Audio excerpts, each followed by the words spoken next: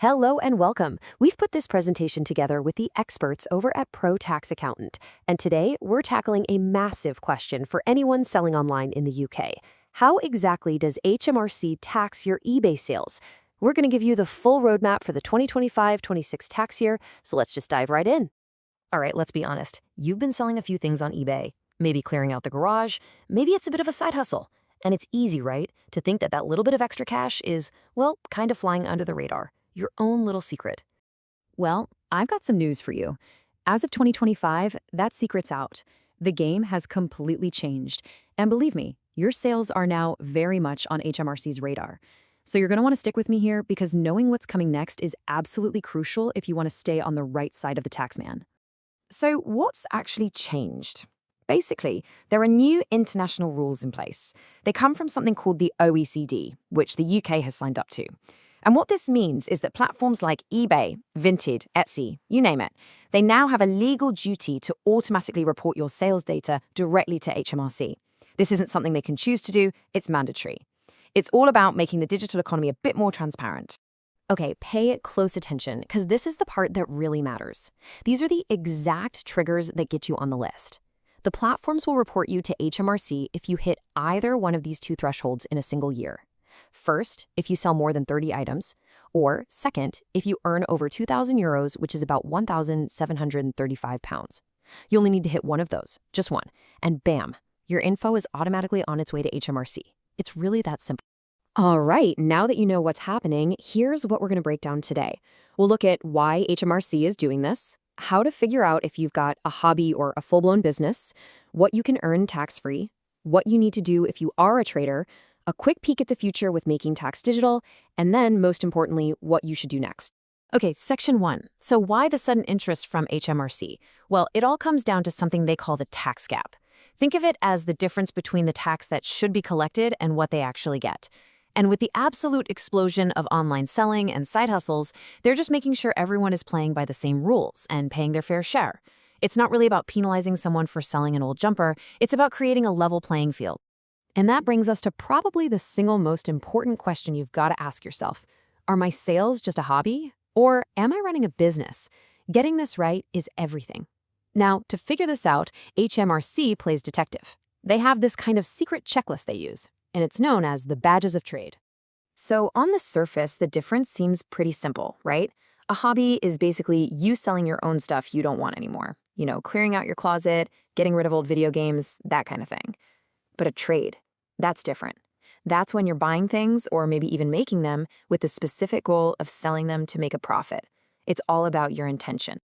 And that brings us neatly to the first and honestly the biggest badge of trade, the profit motive. The question is simple. When you got hold of that item, was your main goal to sell it and make money? For example, if you go to a car boot sale, buy a cool vintage lamp specifically to sell it on eBay for more, well, that's a massive clue you're trading. But if you're just selling your own lamp because it doesn't match your new sofa, that's a completely different story.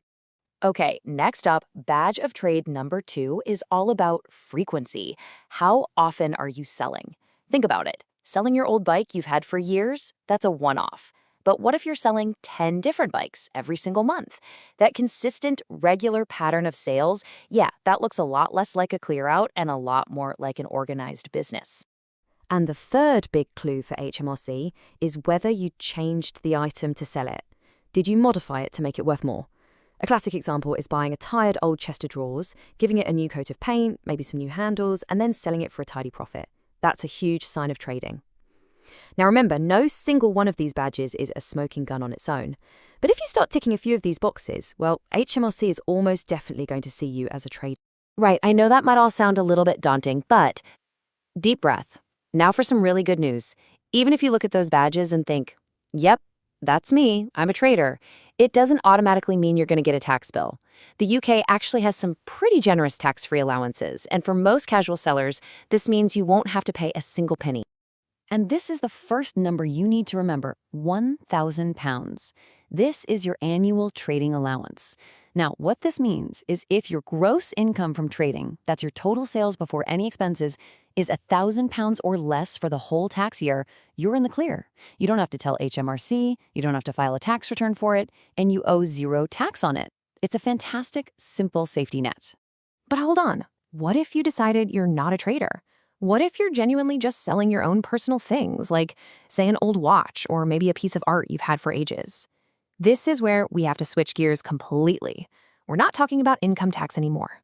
Now we're in the world of capital gains tax. And trust me, they are two very, very different beasts. When it comes to capital gains, the first magic number is £6,000. This applies to what HMRC calls chattels, which is really just a fancy word for your personal possessions. You know, your stuff. The rule is simple. If you sell a single personal item for £6,000 or less, any profit you make on it is completely tax-free. No questions asked. The key thing here is the sale price of that one item. And there's more good news. On top of that chattel rule, we all get a separate annual capital gains tax allowance. For the 2025/26 tax year, that allowance is £3,000. So you can make up to £3,000 in total profit, or gains as HMRC calls it, from selling all your assets in 1 year before any tax is due. When you put these two allowances together, you can see why the vast majority of people just selling a few personal bits and pieces online will never have to worry. Okay, so what if you've been listening along and you're thinking, right, I'm definitely a trader and my total sales are for sure over £1,000. If that's you, then it's time to take action. You now have some official duties. But don't panic. We're going to walk through exactly what you need to do, step by step. This whole process is called a self-assessment, and it really boils down to 3 key things. First step, you need to officially register with HMRC as self-employed. Step 2, you have to start keeping good, accurate records. That means every sale and every single business expense. And step 3, at the end of the tax year, you've got to file a self-assessment tax return and, of course, pay any tax that you owe. And here's a massive pro tip, and this one could save you a lot of money. Remember, you pay tax on your profit, not your total sales. And how do you work out your profit? Simple. You take your total income and subtract all your allowable business expenses. We're talking about things like postage, packaging, those eBay fees, the cost of the items you sold, maybe even advertising costs. Keeping a record of every single one of these is the absolute best way to bring your tax bill down. Right, let's talk deadlines, because HMRC does not mess around with these. Get your calendars out.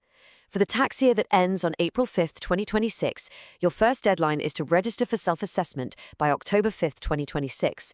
But the really big one, the one you cannot miss, is January 31st, 2027. That is your final deadline to file your tax return online and to pay whatever you owe. Miss that date and you're looking at an instant penalty. Okay, let's just take a quick look into the future, because the way we all deal with tax is about to have its biggest shakeup in years. It's called Making Tax Digital, or MTD for short. And if you're a trader, this is definitely something you need to have on your radar. The whole system is going digital. So what does MTD actually mean in practice? Well, say goodbye to the single annual tax return. Instead, you'll have to keep all your records digitally and send summary updates to HMRC every quarter using special software. It's a massive change. It's being rolled out in stages, though. From April 2026, it's compulsory for anyone with trading income over £50,000 a year. A year later, in April 2027, that drops down to cover everyone earning over £30,000. Whew, okay, we have covered a lot of information there. So the most important question is, what do you do now? Where do you go from here? Let's boil it all down into some clear next steps. Right, here's your action plan. First, have an honest look at what you're doing and check it against those badges of trade. Figure out, are you a hobbyist or a trader? Second, add up all your sales for the year. Are you over that £1,000 trading allowance? If the answer to both is yes, you're a trader and you're over the limit, then you need to get organized, starting today. Start a spreadsheet, use an app, whatever works for you, but record every sale and every expense. And look, as the saying goes, tax really doesn't have to be taxing, as long as you have the right help. And before we finish up, I just have to give you a quick but really important disclaimer. Everything we've talked about today is for general guidance. Think of it as a really good starting point. But tax can be complicated, and everyone's situation is different. So please don't take this as official financial advice for your specific circumstances. The bottom line is, before you make any big decisions, you really should speak to an expert. For clear, professional advice that's tailored just for you, whether it's about your eBay sales or anything else tax-related, get in touch with the team at Pro Tax Accountant. You can drop them a message on WhatsApp or call them on 07985 689912. Or you can just send an email to info@protaxaccountant.co.uk. And for more super clear guides just like this one, make sure you hit subscribe on their YouTube channel. Thanks so much for watching.